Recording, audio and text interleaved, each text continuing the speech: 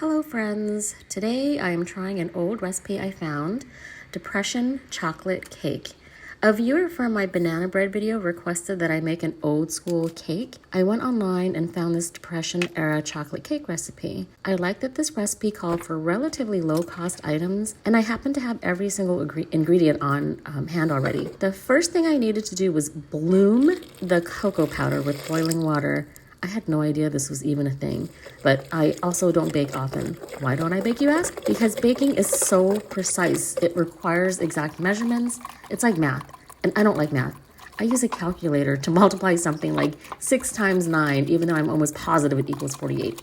Anyway, once the cocoa is done blooming, add the next ingredients: granulated sugar, light brown sugar, a neutral oil, I use vegetable oil, apple cider vinegar, and vanilla extract.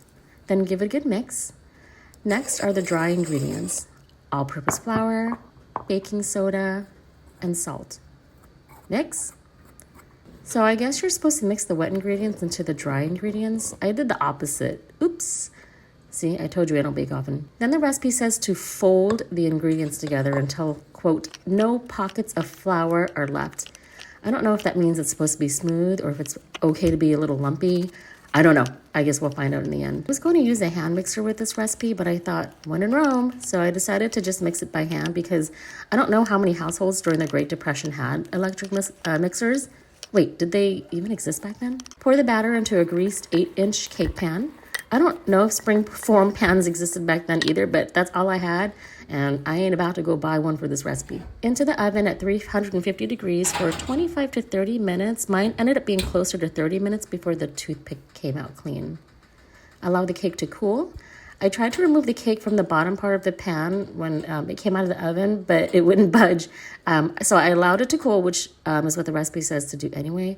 And guess what? I was able to remove it, but not before breaking it in half. Oy. While the cake was cooling, I started on the glaze or icing or whatever it's called. All I know is the recipe didn't call it frosting. Powdered sugar, cocoa powder, salt, vanilla extract, and room temp water. Jeez, how long is this video? Mix it well until it is the consistency, consistency of a ganache, whatever that is. This is so smooth and easy to pour. Let's just enjoy the moment. Look at this, so shiny and silky and beautiful. Let's cut into it. I was expecting a really dense cake. I don't know why, but it was really soft. Is that a term to describe cake, soft? Anyway, I was surprised, and y'all, look at this. This looks amazing. It smells amazing. Sorry for the shaky camera. I'm making myself seasick. Okay, here it goes. The taste test. Wow, this cake was absolutely delectable. Simple, inexpensive. Let me know if you try it. Thanks for watching. Bye.